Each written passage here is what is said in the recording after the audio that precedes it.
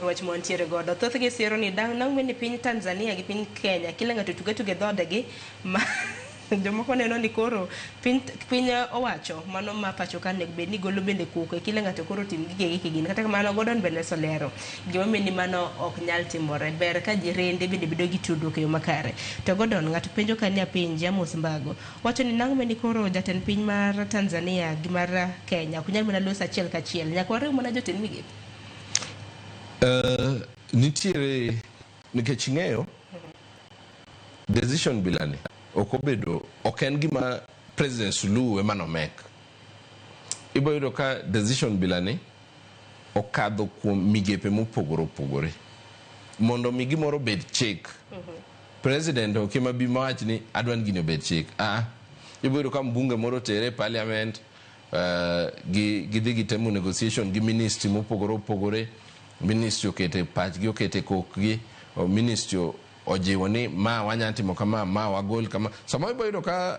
owelni mano nego bed ni gigolo sama ne gin mana 20 to nitiere okenge ma chik kadhe samilose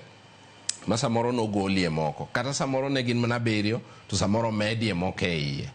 koro ok wanya wacho gi sani ni nyathi ka nyathi otuge dhodgi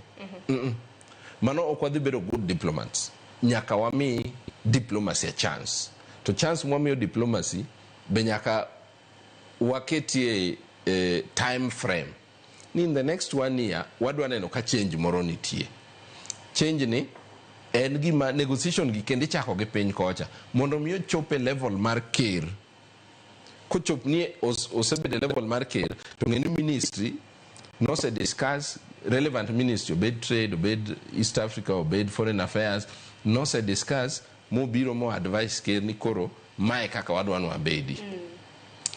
ker ng'iyo gino gi advisors mage to ng'iyo advisors be nyise ni sawa ma wapan ber ma ok ber ahinya koro ker make decision koro kapoko chopo ni President Samia Suluhu bedo piny gi President William Ruto wachak gini gi piny koni koidho masa ma gibedo cha to gibedo based on decisions based on information magiyudo kowuok in relevant ministries and agencies. Yes. Luko Nyango bende wacho ni